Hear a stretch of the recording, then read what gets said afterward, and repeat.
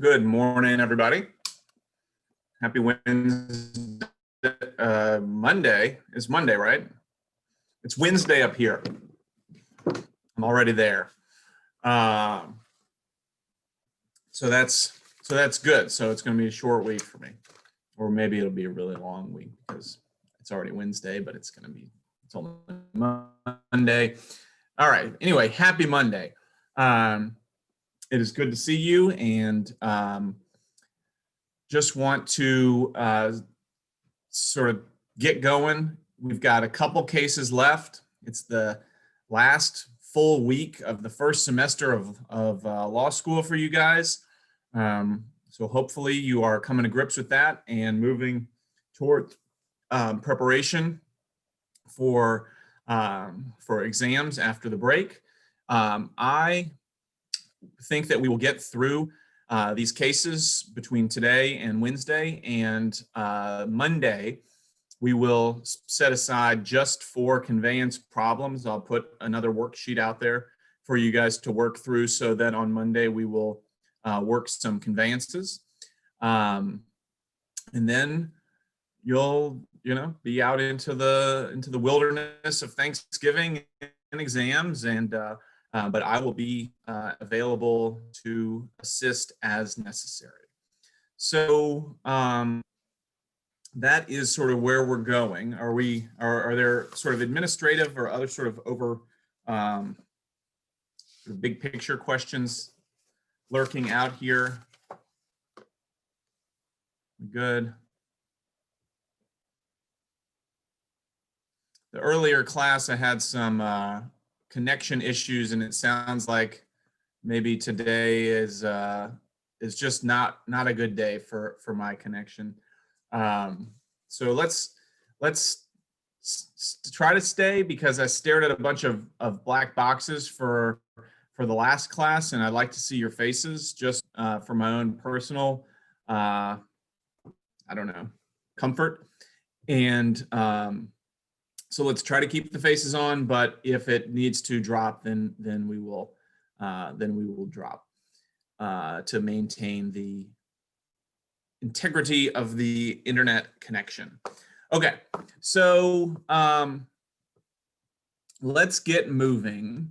We hopefully have gotten to the point where you guys get the difference between a tenancy in common and a joint tenancy, where you understand how to create a tenancy in common and a joint tenancy. And you understand, we talked a little bit on Wednesday about the various ways in which one might be, a concurrent estate might end, right? It might end by dividing it up. It might end by selling it and consolidating. We talked about the various ways in which concurrent estates come to an end, and why the property regime generally likes for them to come to an end. What we talk about when we get into Delfino is the option that all concurrent estate holders have to unilaterally terminate concurrent estates, okay? And that is by going to court and seeking a termination of the concurrent estate through partition, okay? And so that's what Delfino is about, in going into obviously a lot more specificity than just that there is such thing as partition. And so that's what I want us to work through first. So let's walk through the Delfino case, and I'm going to start with Kirsten. So Kirsten, if you could just give us a quick but somewhat thorough explanation of what's going on in this case that's making the Delfinos and Mrs. Violency's come into conflict. So they have a tenancy in common for a piece of property. The plaintiff wants to use it to build residential buildings, and the defendant owns a garbage business on it. Mm-hmm. And so the plaintiff goes to the court, and he wants them to do a partition by sale and then the Okay. court authorizes it, Okay. and then the defendant wants to go back and have like a partition in kind. Okay, great. And we're going to spend quite a bit of time talking about the difference between a partition by sale and a partition in kind. Um, but let's back up just a slight bit here. What do you think happened before the Delfinos went to the court seeking this partition by sale? What do you think? Do you think that yeah? Do you think that there was any communication between the Delfinos and Mrs. Violences prior to going to court? They probably wanted to buy like their shares, the garbage. They probably wanted them to like get off the property, and when they refused, they probably went to court. So they probably approached Mrs. Violences and say, "Hey, do you want in on this development?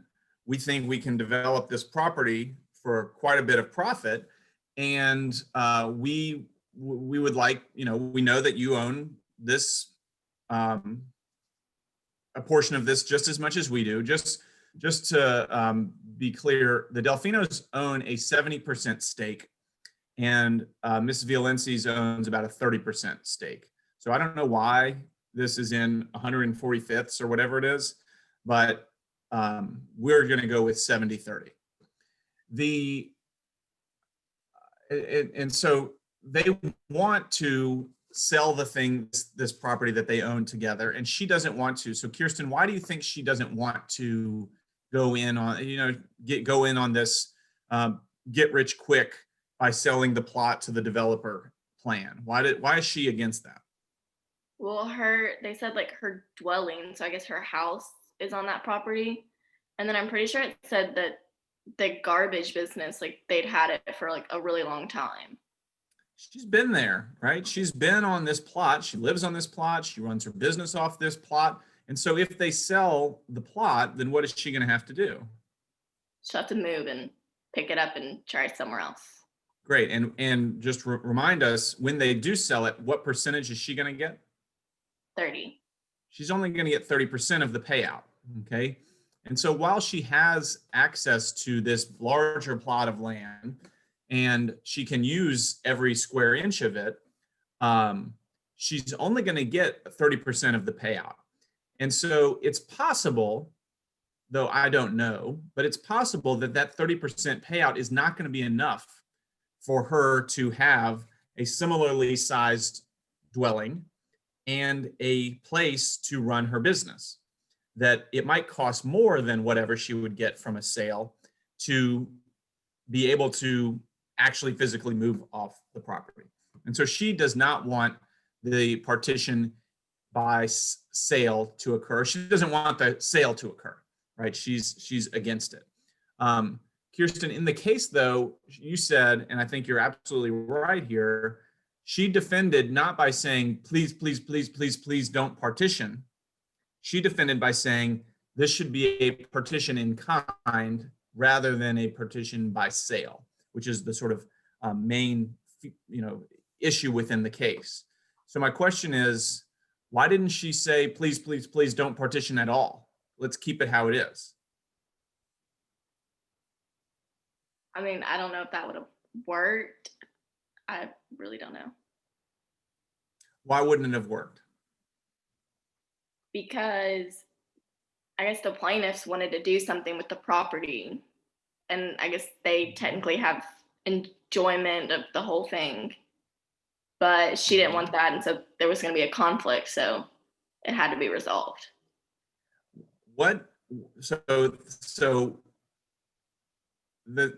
There is going to be a conflict, you said, and I think that's exactly right. There is the potential in every concurrent estate for some sort of conflict like this. Okay, I want to do a development and I want to keep my garbage business in house. Okay, and if there's going to be a conflict, then sure they could settle that and come to some sort of agreement, and that would be wonderful. But there's always the possibility there's going to be like just irreconcilable disagreement about what to do with the property. Okay, and that seems to be what we are coming to in this Delfino circumstance. And so they are saying, let's partition it. She cannot say no partition. What a partition action is the ability, and I think I might, if I'm repeating myself, I apologize. It's the ability of one co-tenant to unilaterally end the co-tenancy. Okay? The ability of one co-tenant to unilaterally end the co-tenancy. So she could have said, please, please, please, let's not partition this. But the court, that's not the way partition works. The partition action is unilaterally available for any co-tenant to end the co-tenancy. And we're going to talk about that and sort of the effect that ought to have on the parties during co-tenancy. But it's really crucial just to recognize that it's always there. It's always possible to partition, to end the co-tenancy. And so Kirsten is right. I don't think that would have worked because that's not how partitions work. Okay? Either party, in this instance, the Delfinos, Delfino has the ability to unilaterally ask for go to the court and seek a partition. When that happens, the court is faced with the question that is presented in this case, which is, how do we partition it? Okay. So Kirsten talked about two different types, a partition by sale or a partition in kind. And so, Jack, can you tell me a little bit about those two types of partitions? Yes. So, from my understanding, a partition in kind is where they would physically divide the property. And I think in this case, each one of the co-tenants would take a portion of the property in fee simple, is my understanding. That's exactly right. So we talked on Wednesday about, well, they could just, independent of getting a court involved, they could just decide to split property up physically and each of them take a full fee simple in a portion of the property. That's what a partition in kind is. The only difference is that they, rather than it being agreed upon by the parties, it's determined by the court. So the court would say, okay, you, Delfino, will get these acres and you, VLNCs, will get these acres. And you will now, instead of having a concurrent estate, you will each have full fee simple alone in your smaller portion. Okay. And Jack, if that happens, what is the impact on the of each co-tenant to sort of go all over the plot? So they would be able to exclude the previous co-tenant from coming onto their land. They have right of exclusion. Great. And so that's what they gain, is the right to exclude the co-tenant from the portion that they get assigned. And what do they lose? They lose the ability to go on to the portion that they were not assigned. Great. So they had a situation, Delfino and VLNCs would have, if this is the way it went, would have had a situation in which they could have gone on the full acreage. Now, after a partition in kind, they would not have that, right? They would have a smaller portion that they could go on and that they could exclude the other from. But they would, if they crossed over that line, Jack, what would they be on the other portion? Trespassers. They would be trespassing. Okay, so they would go from being fully having the right to be on that other portion of the property to being trespassers when they entered that property. What about the other?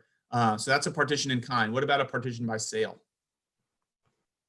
So that's where the court would, I think it said they set up a council to sell the property, or maybe they do it directly, but they sell it and then they divide the proceeds. I think just by the percentage ownership. But yeah, as a starting point, at least, we're going to start with the percentage ownership. And so if property is held 70-30 and it sells for $100,000, how's it going to be generally? How's it going to be distributed, the cash? 70,000 and 30,000. 70,000 and 30,000. So it's just selling the property and splitting the money. So Jack, if you were a court, which of those two do you think would be easier for you to do? Um, well, assuming there weren't a bunch of improvements on the land that you had to factor into, I'd say selling it would probably be the easiest. Why? Uh, there'd be more conflict. I would assume if you have to divide up the land, because unless the land is uniform and it would be easy to split it, probably just be easier to order a sale. Because the land is probably not uniform. You know, like some portions are closer to the road, or some portions have oil underneath them, or some portions have the house on it, or whatever. So the land is not uniform. So splitting it starts to become a little complicated. But what about the dollars? The dollars are uniform, right? I don't care which bill I get. If I get 70,000, I'll take whichever $70,000 bills you want to give me. And it doesn't make any difference, right? So dollars are fungible in a way that the land probably isn't. And so it's probably easier to do a partition by sale. So that's the court's preference, right? That's what the court says. The preference is to do a partition by sale. Is that right, Jack? No, I think this court at least prefers a partition by kind. Okay. And then the other party has the burden to prove that that would not be the correct method. Good. So there's a presumption according to this court, and I think it's actually really a presumption that the partition in kind is the preferred outcome here. Why, or not here, in general? The presumption is that it is a partition in kind unless it's not, right? Unless there's some sort of circumstances. Why not? And we can talk about that in a second. Why do you think that? You know, I think, Jack, you made a really good case as to why a partition by sale is easier. Why then is the presumption for a partition in kind?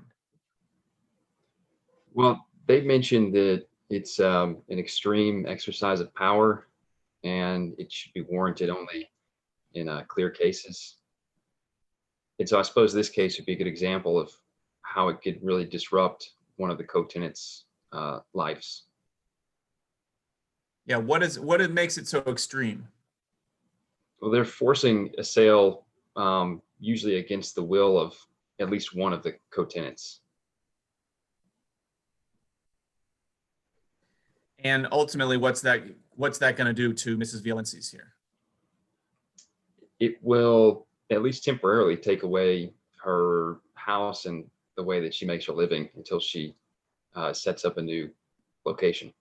Yeah, the same reasons that Kirsten identified as to why she wouldn't want to participate in the development in the first place, right? She would have to get kicked off of her own property. And yes, she'll get paid for it, but that payment, we don't know if that's enough. And it's really extreme to force someone off their own property simply because one of their co-tenants wants to develop that same property. Okay. And so the court says, we do this partition in kind unless the other party can prove that partition by sale is necessary under the circumstances. So, Zach, what are the types of things that the court is looking for to determine when they might override that presumption? There are two requirements that the court's looking for when they're considering partition by sale. One is that the physical attributes of the land are such that a partition in kind is impractical or inequitable. It's, as you were discussing a minute ago, how maybe the land is awkwardly shaped. Maybe it's separated by a freeway. Depending on where the home is on the land, if her property was on the smack dab in the middle of it, it'd be a little difficult to separate all the land around it and give her just the one in the middle, like an island. So that's that first requirement. The second requirement is that the interest of the owners would be better promoted by partition for sale. So, and this is pretty self-explanatory. It means that are they off selling it rather than just separating it out. Is that second part in the best interests of all parties? Does that remind you of a previous case or a previous circumstance in which we had this a different but similar conflict among interest holders?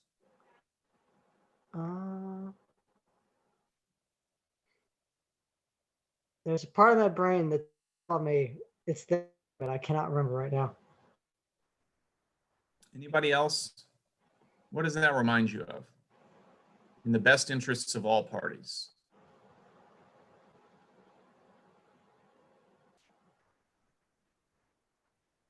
Yeah, Annie. Was it the case with the woman who ended up kind of outliving all of the kids, but the kids wanted to sell the land to develop the highway, and she didn't Yep. want to? Oh yeah. Yep, it's that case, Baker versus Whedon, and the concept that we talked about was waste. And Zach, though this is not exactly the same thing, it's the same basic idea in that we have individuals, multiple individuals with interests in the same party that are distinct, and they want different things out of this. And so what is the test that the court uses? A very similar test. When it's in the best interests of all the parties is when we will override our presumption. Now, you mentioned the physical attributes. There's another way in which it might be impractical to divide up the property in kind. Can you think of the other way? So physically, maybe it's hard because as you said, maybe there's a freeway running through it, maybe where the improvements are makes it difficult. What else might make it impractical to do, other than the physical stuff, might make it impractical to do a partition in kind? That it would be inequitable. How do you mean? Actually, I'm not sure. I just had that down as that's it as one of the. Yeah, inequitable sounds to me like the second thing you said, which is that it's not in the best interests, right? If it's got to be in the best interests of everybody. But yeah, you mentioned impractical. It could be physically impractical. Peyton, how else might it be impractical? The use to which the buyers want to put, or the parties who get parts of the land want to put the property might be undercut by the way it's partitioned or the use of other people's sections of the properties after it's partitioned. Yeah, that sounds like inequitable also. That sounds like the best interests kind of analysis. I'm looking for something about the nature of the interests and the land that might make it impractical to do like a division. Jack, what do you think? If there's a whole lot of different tenants, not just two. Why would that make it difficult? I mean, it would just be harder for the court, I suppose, to partition it by kind if there's 20. So imagine that there's 20 interest holders, right? What are they going to have to do with the property? They're going to have to divide it into 20 roughly equal lots. And what might that do to the overall utility of this plot of land? Probably devalue the entire parcel. It could be, right? So they're saying there might be circumstances in which, okay, well, the plot is uniform. There's no physical reason why we can't do the division, but there might be a reason sort of embedded in the interests at stake. And that most often is when there are a lot of interest holders. Okay, if there are a lot of interest holders, then it might be impractical to divide up in kind because the division might ultimately devalue or make the property less usable. Okay, so Zach said there's sort of two steps. One is impracticability. What is the word? Impracticality. Impracticality. And that could be physical or it could be based on the nature of the interests. And second, it's this best interests test. Okay, so Peyton, the court here gives us the analysis for this particular case. The Delfinos say what they want. We know they want a partition by sale. Why do they think that they should be able to override this presumption that it should be in kind unless all else fails? So the argument is to have it sold, and they are saying that they want to develop it into like 45 separate lots and, you know, make it a residential area. And if it's partitioned in kind, the continuance of the garbage disposal business is going to cause to devalue the residential plots or cause them not to sell. And they kind of argue that it shouldn't be used for a garbage disposal business anyway, because the land is zoned differently. It's zoned for residential use, I think. So that's the argument. They want it to be sold. So it's not that it's impractical, right? They kind of say it is, but the court says it's not impracticable, is what they say. Right. So it's Possible. not it's not that the land is so non-uniform that they can't figure out how to do it. And it's not that there's too many interest holders. We just have two here.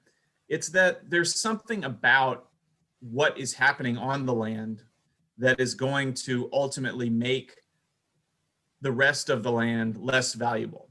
Okay. And so the court says, you've already sort of said it, the court says that is or is not sufficient in order to override the presumption. No, they say it's possible to divide it, and so that element is not met. So how do they discharge of those arguments? The garbage is going to devalue the. By the way, I keep saying the garbage, but it's really just a garbage company. It doesn't seem like there's actually garbage on the property. How do they discharge of the Delfino's arguments here? I mean, they say it's a rectangular plot of land. There's only really one dwelling, and it's on it's on the western side. So it would be possible to divide it in such a way that the person living in the dwelling gets to keep the dwelling, and the appurtenances on the land are sort of, it's not going to keep it from being divided for that reason. I mean, they just run through the factors, basically the size and area, physical structure.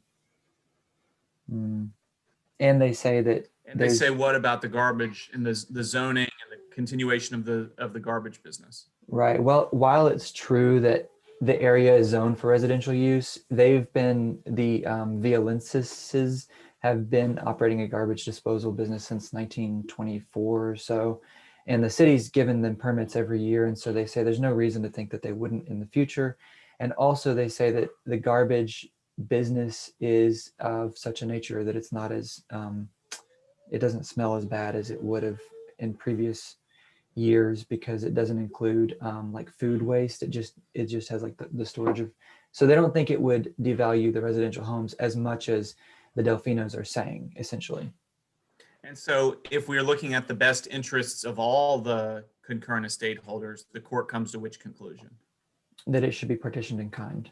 That we go with our presumption. Like, it's not obviously in everybody's best interest to do a partition by sale. So we're going to stick with our presumption and do a partition in kind. Do you think that's the right outcome, Hayden? The right decision or the right outcome? Because the way it's partitioned in kind, you could argue, is not very equitable. Hold off on that. Hold off on what ultimately happens. What about on the legal merits of it? Do you think that this is the right legal decision? Yeah, I mean, the Violensis is the one who has the minority 30% share, but she has the historical connection to the land. It's her home, it's her business. So yeah, I mean, I think it's reasonable to find a way to allow her to keep that if possible. Okay. Kirsten, what do you think? Is this the right result? Yeah. Same Okay. reasons? I mean, yeah, I don't think you should sell it and just kick her off. I think they should divide it. So Peyton alluded to that the ultimate outcome kind of stinks for her, in that she gets property that's valued way less than 30% of the overall value of the development. And she ends up having to pay them some portion, which we're going to talk about in just a second. Which when you read it, it kind of sounds like a bad deal for her. Do you think, Kirsten, that she was unhappy with that outcome? I mean, I think she was okay with it because she got to like keep it, I guess. I mean, it wasn't worth as much, but she got to keep her business and her home.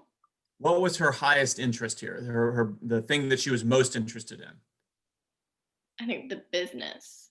Keeping the property, right? And Yeah. so what did she get out of this? She got that. She got to keep the business and the property.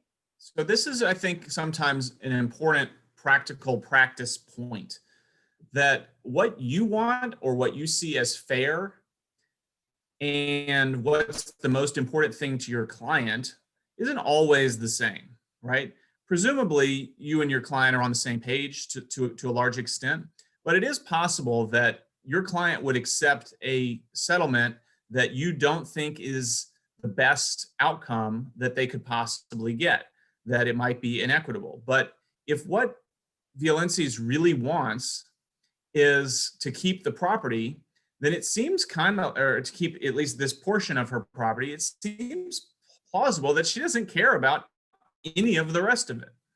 That she doesn't care, whether she gets an equitable portion, whether she has to, I'm sure on some level financially, she doesn't want to sort of overpay for use of her own property, but her highest interest here is in winning on the partition in kind point, preventing her property from being sold out from underneath her. And that's accomplished here. And so even though the ultimate outcome might not be the best that could have been obtained, I think she might be fairly satisfied with this ultimate outcome. Jack or Zach, do you all have thoughts on whether this is the correct or a good outcome from a legal standpoint or from a practical standpoint? I mean, from a legal and a practical standpoint, I mean, like, this is kind of the best you're gonna get. If you're Violences. I mean, I'm not happy. Like, I understand they're not happy, but like in this kind of conflict, just looking at what options are available, I mean, it seems like the best thing they're gonna get is splitting the land based on their interest and calling it a day. What else? Jack, do you think Delfino is happy with this? I imagine they would be. They got the bigger end of the property, and I think they kept like 42 out of their 45 lots. Yeah. So they should. But what did they really want, right? So Kirsten said that Violences really wanted to keep herself on the property, and what did they really want first and foremost? I guess just to kick her off was one of their goals. Yeah, they didn't want the garbage nearby, right? That was clearly what they wanted, and they thought that the garbage was going to be a real problem for their ability to develop. So I'm not sure that even though you're right, they get more than it appears that they're getting more than their share physically of the property. I'm not sure that they're thrilled with this. The reason I think that is because I think that this result they could have reached by settlement, and they wouldn't have had to sue to get to this outcome. I think if they went to her, Kirsten, what do you think? If Delfino came to Violences and said, "Hey, here's the deal. We're going to keep this much of the property, and you keep this, your portion, and we're going to do our development." Do you think she would have taken that deal? Like if they would have done like the partition in kind, like themselves without the court. I mean, yeah, I think she would have. I don't think she cared about the rest. She just wanted her business, wanted her property. I think so too. And that's why I think that they were not pleased, even though they ultimately get a larger share of this of this, because I think if they had, obviously, we're all just speculating at this point. If they had gone to her with that deal, I think she would have taken it, because I think that's all she cared about. But they obviously didn't want that, and so they end up in this lawsuit. So the notes after the case talk a little bit about how more often they actually, even though the presumption is correctly stated here that we do a partition in kind unless that more often than not, when it gets to a court, the result is a partition by sale. Okay, and so that seems to suggest maybe that the statement in the case is wrong, that the presumption is backwards. But I'm going to assert to y'all that that's not what it means. Why might it be the case? Any of you four, and you can raise your hands or just blurt out. Why might it be the case that by the time it gets to court, it more often ends up being a partition by sale, even though the presumption is the opposite? Because they get paid to shut up and stop complaining. Who gets paid? The owners taught money. Say, all right, here's your money. You don't have to anymore. Stop fighting. Yeah, but that doesn't explain, if the court is correct, that the presumption is that they're not going to do that. The presumption is that they're going to, if you go to court, the presumption would suggest that you're more likely to get a partition in kind. So I don't know that answers the question. Why might it, despite the presumption, the court actually more often ends up doing a partition by sale? I mean, more seriously, I think it's what Peyton mentioned before about the size of the lot. This was a very big lot, so it was easy to split it up where each owner could get a reasonable sized amount. But in more common cases where there's going to be a fight over this, it's going to be over a single 1 acre or half acre lot with one home on it. So when you get in a fight, you can't cut the house in two. Okay. You gotta either one party gets there or not, and if that's not an option, they sell it and they split the money. I mean that, like, it's just impractical not to. Okay. Peyton, I saw you were unmuted for a minute. Did you want to add to that? My colleagues might have better answers, but I was going to guess it does seem like it would be easier, but I was also kind of wondering whether the way that the attorneys are contracted to argue the case has anything to do with it, because a lot of times attorney will take a percentage of an award, and if an award is monetary, it's easier to apportion that. But I know in this case, like when it got remanded to the trial level to get to do the partitioning, because the Supreme Court didn't do it. Right. The judge had to go out there and look at the land, and like he got bitten by her dogs and stuff. And so it's like, they don't really want to do that. The trial court judges, it's a lot of trouble, even if in theory it makes sense. So y'all are both hitting on it's easier, right? It's definitely easier to do this. Kirsten, Jack, anything to add to this? I think there's more to it than just it's easier.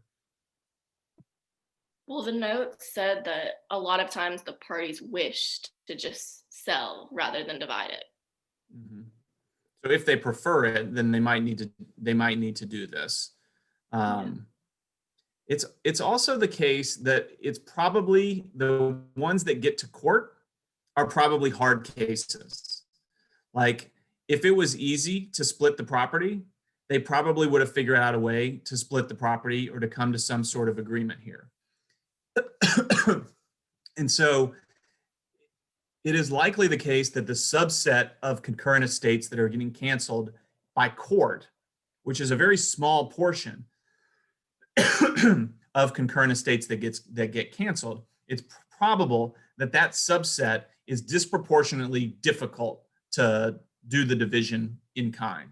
Okay. And since it's disproportionately difficult to do the division in kind, those are the kinds of cases where it's impractical. Like I think Zach said, it's too small, right, to really do a partition by sale. The whole reason that they're at the court is because they can't resolve it without the court. And so by their nature, most of these cases that get to the court are difficult. And if they're difficult, then it's hard to come up with a partition in kind that is going to work. And if that's the case, then you end up doing a partition by sale. I just want y'all to know that even though that I think that both of those things can be true, the court's presumption is that we do a partition in kind. That I think is true and that we get from the case. But I think it's also true that statistically, it's more often the case that when a partition gets to a point where the court is making a decision, that a partition by sale is the likely outcome, or the more often, more common outcome. Is that making sense? That I think both of those things can be true at the same time. Sarah. Would it also be a reason in the Bauman case, it talks about if the physical partition can't be done without prejudice to one of the owners? Exactly. So, and I think that's honestly what Delfino is arguing here. You know, that any division here, if the garbage thing is going to still be there, is going to be a problem. Okay, it's going to be a problem for the rest of my development to still have that there. Okay, and so that might be another reason why, although it wasn't a successful argument in this case. Two last quick points on this.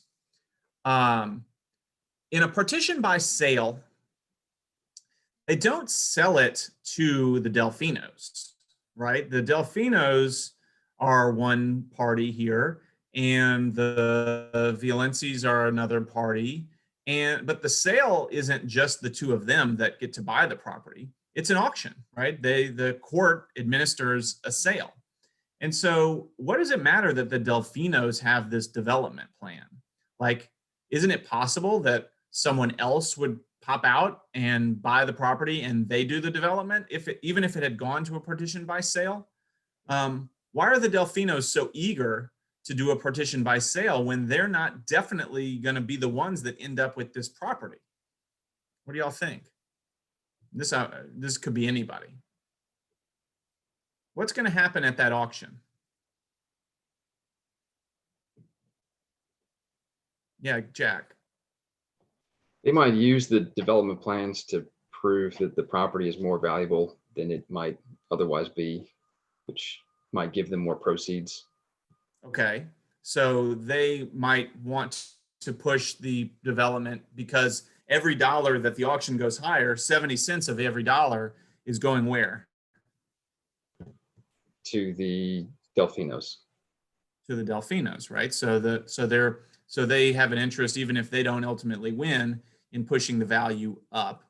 But I'm going to suggest that they are the most likely winners, or they, in concert with a developer, are the most likely winners in the auction. Why do y'all think that would be the case?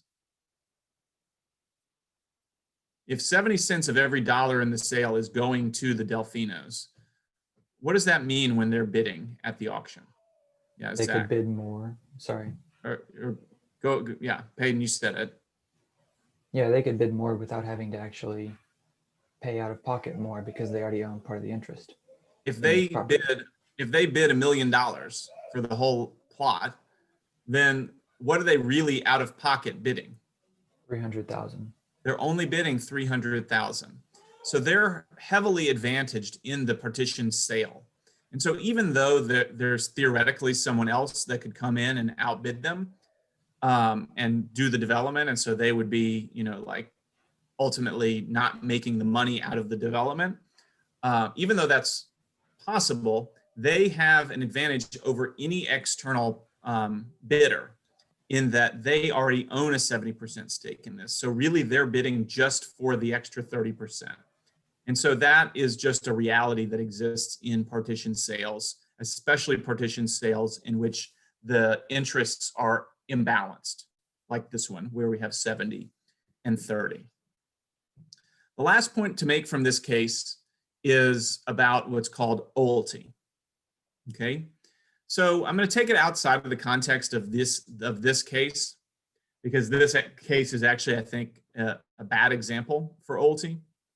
But Sarah mentioned that there is a possibility that a partition would negatively impact one or the other parcels, right? That one parcel would get sort of more than what they ought to have gotten, and another parcel would get sort of less than what they ought to have gotten in terms of value. So imagine, let's say, a different parcel that's sort of non-uniform, and the issue is that there's 3 interest holders, and we can't figure out a way to draw lines on the property that will mean that party A gets a third of the value, and party B gets a third of the value, and party C gets a third of the value. So instead, what we do is we draw the lines in such a way that party A gets half the value.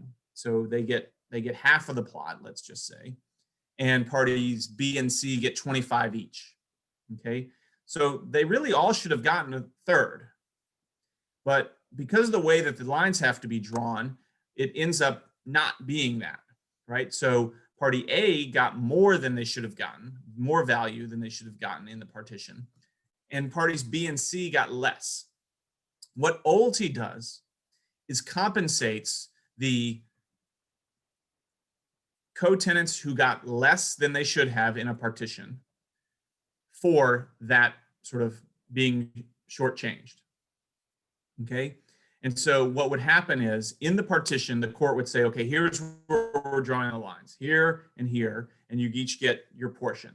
But in addition to that, I'm going to order, the court, am going to order that party A, who's getting more of the value of the land, pay parties B and C OLTI, OWELTY, OLTI, in order to account for that gap, right? That they're only getting 25% value of the property, but they should have gotten 33%, and so they're going to get some cash in exchange. It's almost like the forced sales and the forced purchases that we saw in the context of adverse possession of small encroachments. Okay, where, look, we can't get it exactly right, so what we're going to do is get it as close as we can and have compensation happen across the co-tenants in order to make it more equitable. Okay, so that's OLTI.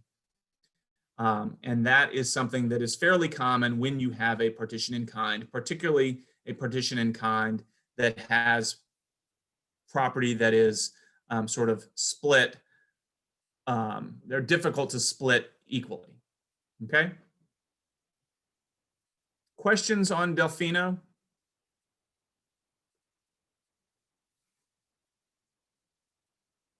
Good. Ready to move on?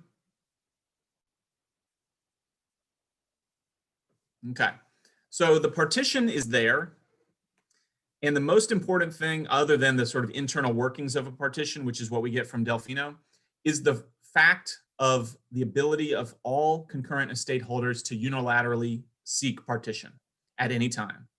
What that ought to do is encourage agreements. Because if Delfino really wanted a certain outcome, they had the ability to control it until they got to court. Once they got to court, then sort of at the whim of the court's presumptions, at the whim of the court's ultimate decision. And so, because that is the potential end of a concurrent estate, it ought to encourage concurrent estate holders to cooperate amongst themselves when they are concurrent estate holders, right? When they're in co-tenancy. And in fact, that happens. Most of the time, when property is held in a concurrent estate by 2 or 3 or 4 or however many interest holders, there's some sort of either formal or informal agreement among them about how the property is going to be used, about who can use the property, about whether there might be compensation back and forth, across co-tenants. Okay, so normally, in most of the time, that's going to be resolved. And I hope that you're hearing that as a consistent theme from me and probably your other professors as well, that the parties ought to be able to solve these problems without going to court. They ought to be able to settle them. They ought to be able to contract for them. There are ways of resolving things short of getting my lawyer and suing. Okay. And so that is something that I hope you continue to hear, because the first year curriculum is so based on litigation, it seems like litigation is how you solve legal problems, when most of the time litigation just sits on top of the solutions that are happening when people work it out themselves. Okay. The only time you're in litigation is when there's something really important at stake, or when you have such a problem that it cannot be resolved. Okay, so sometimes that is just the way that it works out. Okay, so, but all these agreements, very few of them, like any contract, account for everything that could possibly go wrong. So there's always these gaps. And so what we have, in addition to the fact that there are agreements, we have property rules for dealing with the rights and responsibilities of concurrent estate holders towards one another. Okay? And that's what Spiller and also the case Schwartzball for Wednesday are about. Okay? So let's talk Spiller first. I think we can get through a fair amount of it today, and then if we need to, we'll finish it out on Wednesday. Okay, so let's get the basics together first. So I don't know. We'll start with Matthew. Give us a little bit of the story here with what's going on in this case. So there aren't too many facts here, but we're in Tuscaloosa, Alabama, and you have Spiller, who is originally the defendant, and he is he appeals for this case. And essentially what happens is both the parties are co-tenants of the same property, and they were renting it out to some auto company. The auto company vacated.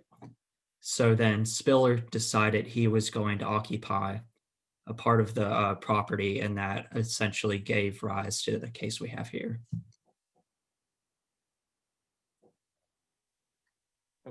Okay, good. Let me move backwards just for a quick moment. Before all this was held in, I think it's Tennessee in common, and that the property was being leased out to this auto business. Okay, and so what was happening for Spiller and Macrith during that period of time? When the business was actually in the building, Yes, they were splitting rent. they're splitting rent. Yes. Yeah, so from Macrith's perspective, this was what type of property for her? Yeah. Yeah. Let's see.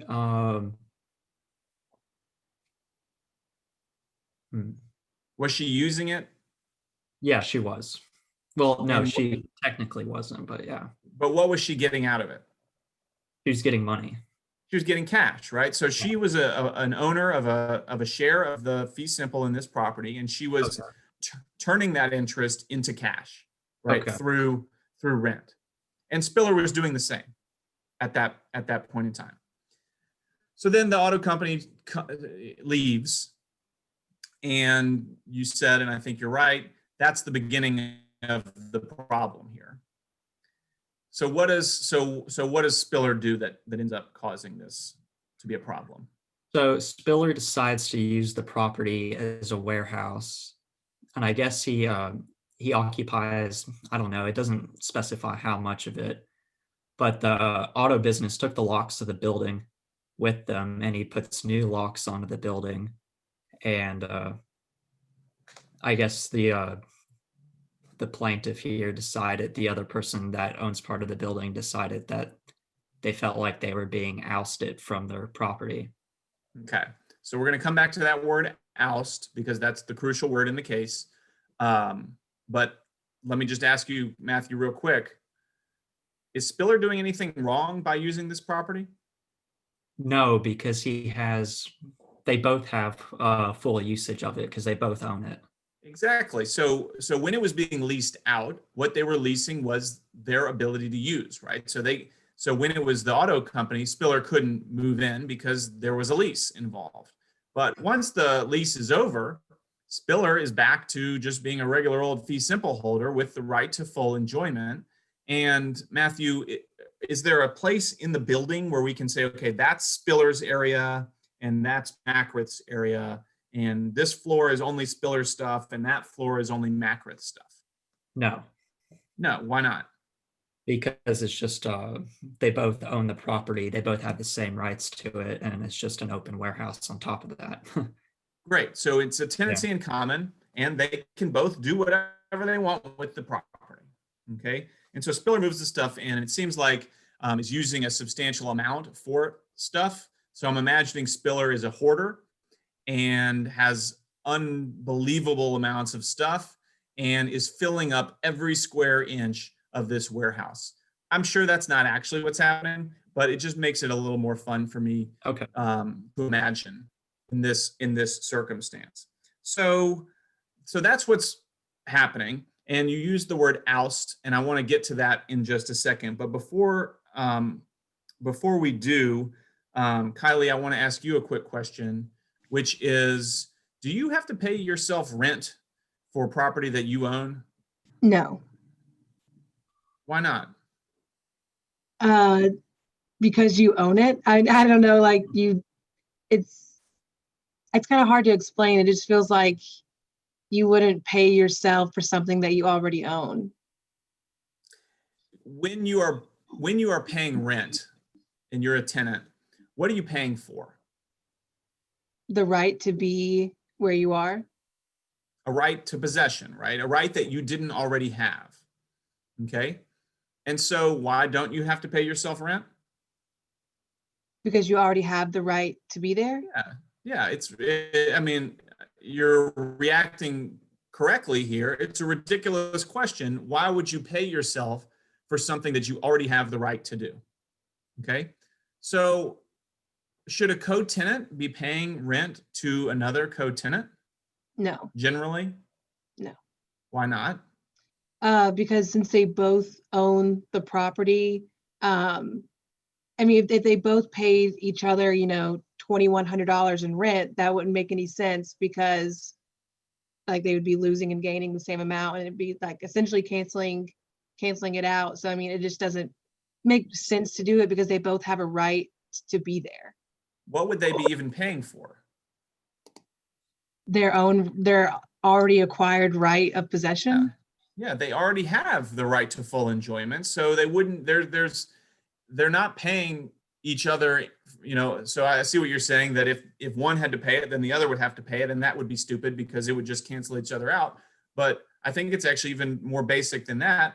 They don't have to pay it for the same reason that you don't pay yourself rent for your own property, because it is something that you already have the right to. They already have the right to use this property in its entirety, so therefore they don't need to pay each other to use the property in its entirety. And so, but the court talks about that there are circumstances in which they might. Okay. So before we talk about ouster, when else might there be rent paid among co-tenants? It talked about the beginning of the running of the statute of limitations for adverse possession. Okay, that connects back to the ouster. Okay. So let's leave the ouster aside because the case is all about ouster, but I want to get some other basic concepts out of the way first.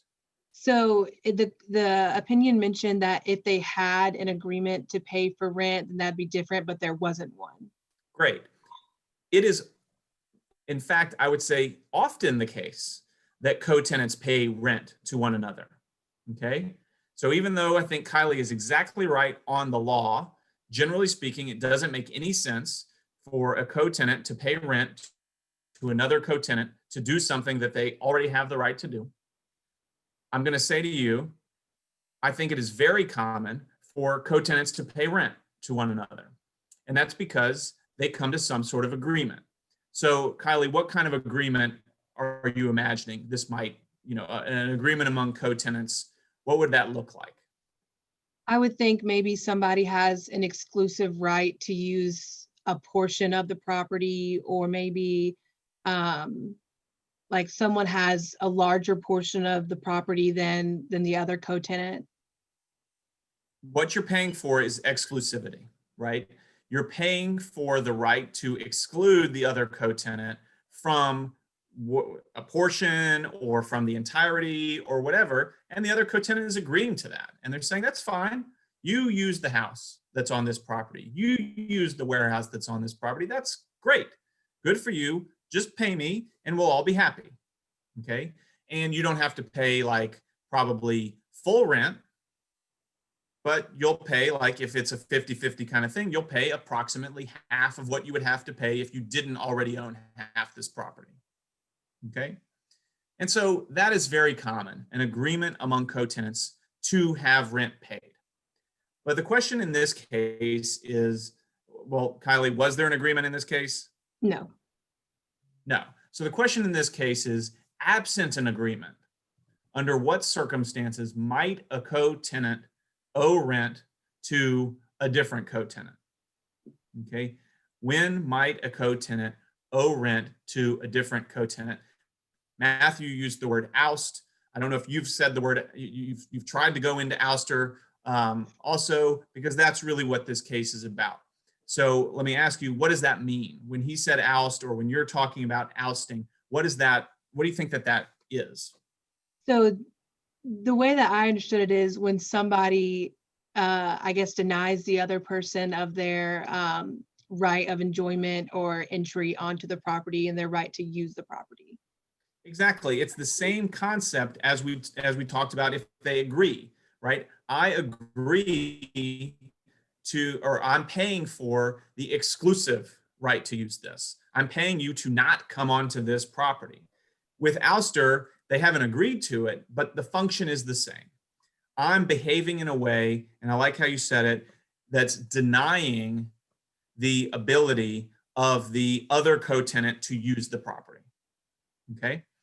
So that is what an ouster is, a denial by one co-tenant of the ability of other co-tenants to use property held in co-tenancy.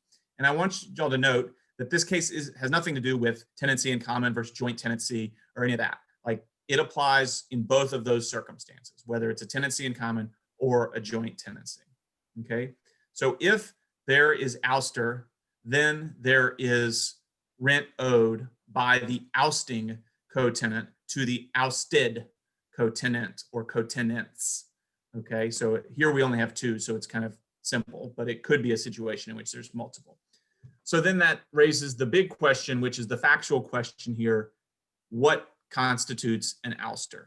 So, Scott, what constitutes an ouster, or what does Macrith say has potentially established an ouster in this case? So Macrith wrote a letter to Spiller demanding either that Spiller pays rent or vacates the property. And the court basically said that it's not ouster because they didn't deny Macrith the right to come onto the property and enjoy it. Okay. But weren't there locks? There were What about locks. the locks? There were locks, but there was no evidence that Spiller was using them to exclude Macrith from the property, or that Macrith ever even asked for keys to the locks or anything, or that they were denied or in any way. Okay, so Macrith writes the letter. The letter says, pay me rent or get off the property. Does Spiller respond to that? I think he doesn't, and then Macker just brings the suit. Brings the suit. Okay. And then also we know that Spiller doesn't respond to the demand and has locked Macrith out. But Scott, you're saying the court says, no, that's not ouster. Could Spiller change the locks? Yeah, I Just mean, generally? yeah, it's his property. Does Spiller owe rent just generally? Nope.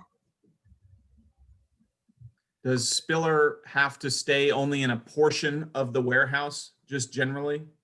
Nope.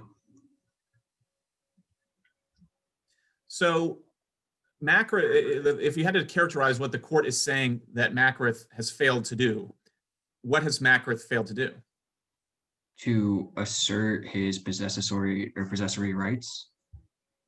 Yeah, so what would that look like? Him like actually going onto the land and using it in some fashion. And so what about in a letter? Could it be done in a letter? I guess you could demand possessory rights in a letter. And if Spiller Okay. denied those, then it would be ouster.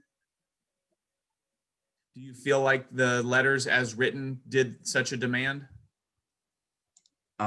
No, but I kind of have a question about this too, but I can get to it after. Okay. No, go ahead. Could Macrith like at any point during the suit just say like I want to use my like I guess before it went to trial, could he not just write like saying I want to use the land or I want you to pay me? Or is that like bad faith? Let's have everybody drop videos because I think bad things are happening in the internet world. But I heard the question, Scott. So the question is, couldn't you just demand use at any point? And wouldn't that do the trick? And I think that the answer is yeah. No. Yeah. The problem is that they haven't gotten the opinion in this case. And so there is some contestation about whether the bar should be as high as this court sets it, right? So this court requires, well, let me just make an easy case. If Macrith showed up at the property and Spiller was on the other side of the locked gate saying, ha, ha, ha, you can't come in, nanny, nanny, boo, boo, would that be an ouster? Yeah. Yeah, okay, like that would be like, I'm going out of my way to exclude you, to deny you your access to the property. So that would definitely be an ouster. The question is, short of that, do we have to have something more explicit than what has already happened here? Scott, do you think that Spiller is eager to let Macrith back onto this property? No, I don't. No, you don't, right? Because the evidence seems to be suggesting that Spiller is using it all, right? Mhm. But what has Spiller been denied the opportunity to do since Macrith hasn't explicitly said, I want on the property? Why has Spiller been denied? Mm-hmm. I guess just allowing Macrith to enjoy the property. Like he hasn't even been given the opportunity to let that happen. Great. The opportunity to answer the question. Okay. If Macrith hasn't said, please let me onto the property, then Spiller hasn't said, no, you can't come on to the property. Okay. And so the court is setting the bar very high. They're saying in order for there to be ouster, there has to be an explicit demand by the out of possession co-tenant and an explicit refusal by the in possession co-tenant. So an explicit demand by Macrith and an explicit refusal by Spiller. Okay. And so this is a pretty high bar for ouster. Scott, do you think that's where the bar ought to be? I think it's okay given like if you can just write out an explicit demand, like that's not asking for much, in my opinion. Yeah, and to your point, once you know what the what the requirement is for ouster, it's not like it's that hard to get there, right? You just either show up and try to use it, or you write a better letter or something like that. Matthew, do you think that's the bar is set at the right place by the court here? I don't know. I mean, when you talk about how, here, I'll turn my camera on. When you talk about how he was a hoarder, I kind of feel like if he's a hoarder, I mean, he can't, like, he was using the property, the Macaroth was just trying to rent it out. And if that's like being like, I don't know, I think it's too high. It's an effect, Macaroth has effectively been denied the ability to rent this out, Yeah. right? When we were talking earlier, Matthew, we talked about how this was just a cash cow for Macaroth, right? And this is now no longer a cash cow for Macaroth. And Macaroth can't bring a new tenant in and say, hey, new tenant, would you like to rent my warehouse? Why not? Because, I mean, it's filled with property. Because Spiller is in there, right? And so it's going to be, yeah. And so this is going to cause potentially like a negative business relationship for Macaroth with somebody else. There's a lot of potential problems for Macaroth. And so Matthew is articulating, or at least, if not advocating for, a lower bar to say, like, look, if you're effectively precluded from using the property, that's ouster, right? We shouldn't have to go through this theater of, can I please go onto the property? No, you can't go onto the property. Okay, now there's been ouster. So Kylie, where do you fall? Is this bar too high, or is this bar appropriate?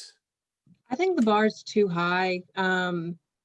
I felt like Macaroth did assert their rights by saying, to vacate or to pay for like equal portion of the warehouse, that they were saying, I own this too. I deserve some kind of, Value. compensation for it, value, yes, for it. And then also, I saw it as excluding Macaroth when Spiller put the locks on, and then Macaroth, it didn't say it, but I'm assuming Macaroth wasn't given a key. So it's like, that's all that as exclusion. But they never asked for a key, right? Yeah, I know they never asked for it, but it almost just seems like if you equally own the property, then you should just automatically have equal rights to it. And I mean, if there's a lot that gets put on it, then you automatically get access to it. I don't know. It just doesn't feel right. So Scott, I'm going to let you have the last word. Is there not access for Macaroth here? Do we know the answer to that question? I mean, not necessarily. I mean, I get the other side too. Like, he was just raking in like $2,000 a month, like passively. Like, that's sick. But like, all he has to do is just like say, hey, like, I feel like you could just be a little tough here and just say, like, hey, I'm gonna come on and start using half the property, so you're not gonna be able to store your stuff, or you're gonna pay me. Like, I feel like that could just happen as well. But no, like, he hasn't been excluded. That the bar actually isn't that high, right? Mhm. That Kylie's point is well taken. Like, yeah, you should automatically get access, but that doesn't mean that there must be an affirmative obligation to like give the key out as soon as the locks are changed.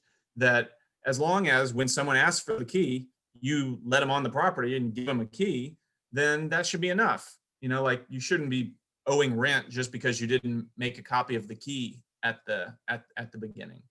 I think what this case, and we're going to talk just one last angle to it on Wednesday, but what this case sort of reminds us is that the right to joint full enjoyment is the right to joint full enjoyment. And until you are affirmatively, explicitly denying your co-tenants their right to full enjoyment, then you don't have to pay for it. Okay?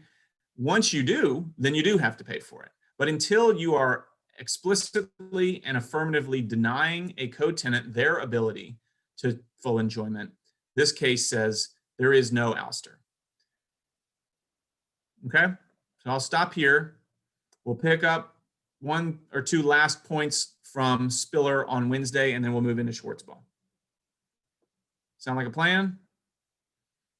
I can sense all of your waves saying bye, and I see thank you, Harley, for some big thumbs ups.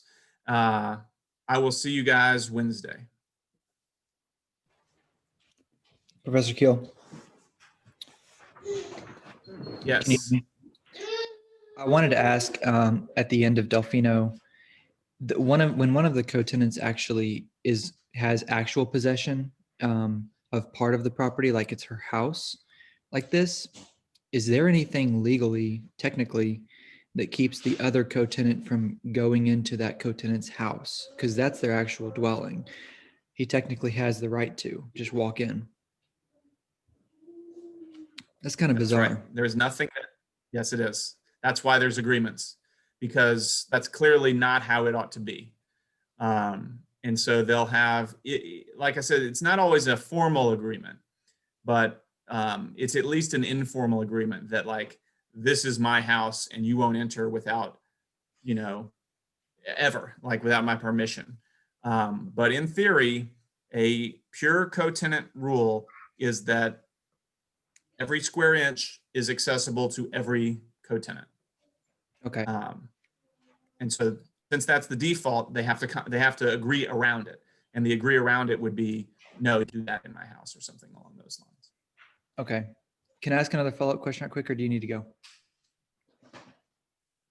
I don't need to go, but I actually want to answer a different point that you made earlier, Oh. because it's relevant. And so it may not be on the follow-up. So why don't you ask the follow-up first, and then I wanted to come back to something you said about paying lawyers. It's probably different, so you should go ahead. It's probably a different subject. Okay.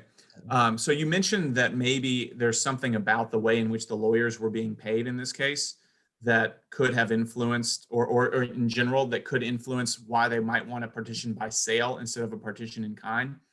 And though this is not the kind of case that would typically be a contingency fee where the lawyer gets paid only if you win money, it is possible that they don't have the ability to pay the lawyers except out of the proceeds from the partition by sale. And so that, is a sort of real life thing. It's not really something that a court considers, right? They don't, sometimes you will see courts consider, like, incentivizing people to bring suits by shifting attorney's fees. But this is not an example where that, is a policy consideration. It might be a practical consideration.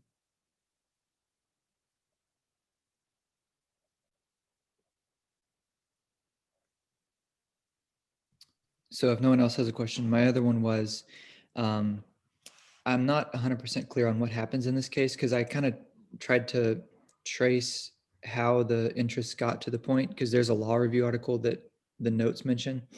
So one of the things that happens is Helen's mother owns like a 1/2 interest life estate, and Helen's father's already dead. So Helen's mother is the only one with a life estate, and Helen has 4 siblings, and they all own remainders in different parts. A couple of them own fee simple, and then a 4th. Helen's mother, and it says like quit claims, but she kind of splits her life estate to her children who already own remainders, and the life estate is for her life. But I was unclear on whether that means because she's given the life estate to the parties who own the remainders, does that mean they automatically, the life estate just disappears?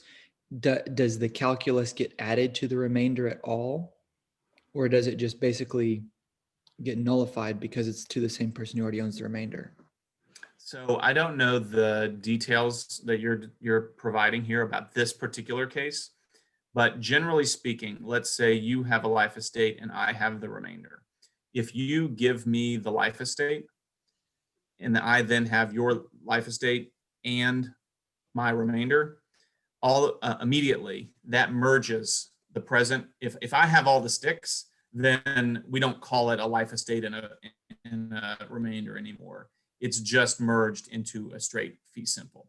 So this one sounds maybe a little more complicated than that because there's multiple parties involved and it's only of a portion of the share anyway. So it's like, it's got a lot more complication, but the general answer to your question is when a life estate and its indefeasibly vested remainder are held by the same person, we don't separate anymore. It's just a fee simple. Okay, so it is a little bit, so say that, so there's 5 children who all own different portions of the remainder. Helen's mother owns a 1/2 life estate. If she just gives the half life estate to one of the children and that child, owns a remainder in fee simple, the others also own remainders, does the life estate disappear so that the children to whom she did not give the life estate now have fee simple, or do they have remainder until she I don't died? think so. I think that the one that got the life estate would be the only one that would have a present interest. The rest would keep just holding a remainder. Until she dies. Mhm. Okay. Unless they agree otherwise, right? So that's the problem with these kinds of things. Like they can come to an agreement in which that's the property answer, but they could come to an agreement otherwise that sort of was distinct from what if you went to the registry of deeds, what the sticks would actually show. Okay. I have one more quick question unless someone else does have a question. Alan, Sky, what do you got?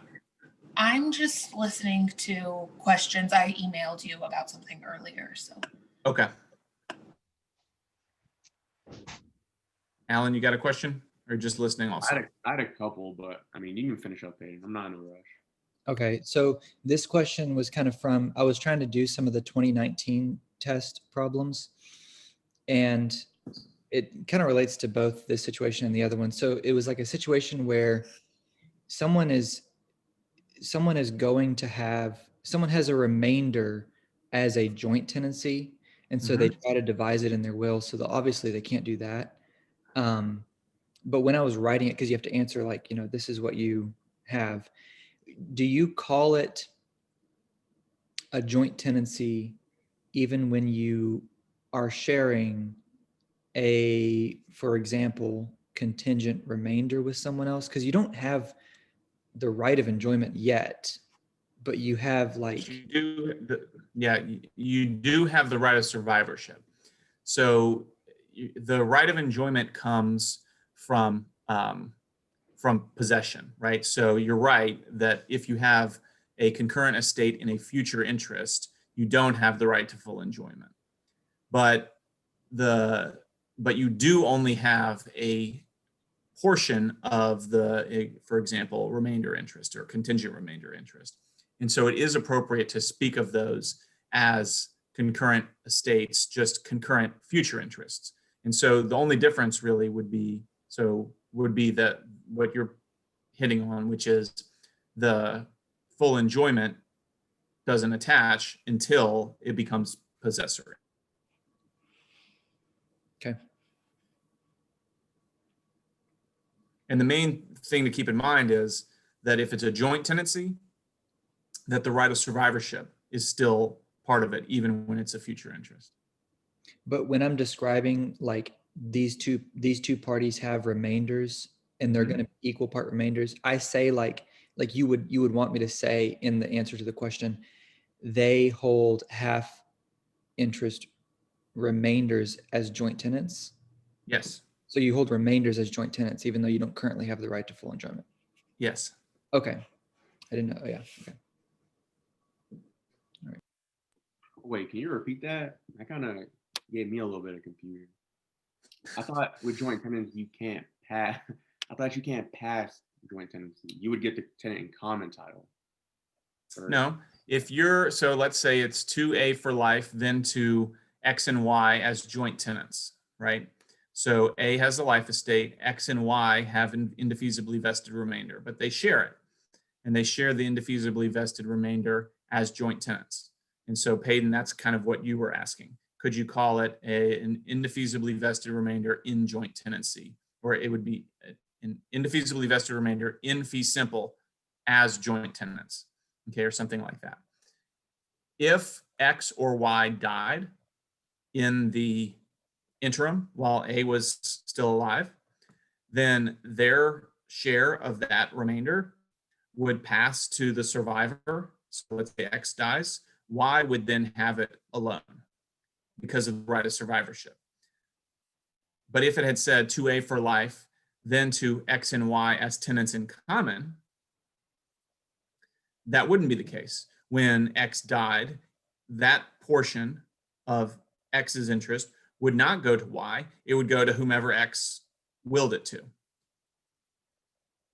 So the right of survivorship can operate even though X never had in the joint tenant example, X never had a possessory interest, but they did have a stick, an indefeasibly vested remainder, and it was in joint tenancy. And so it follows all the same rules as any other stick in joint tenancy, except to Peyton's earlier question, you don't have, the right to enjoyment because you don't have any right to use at all.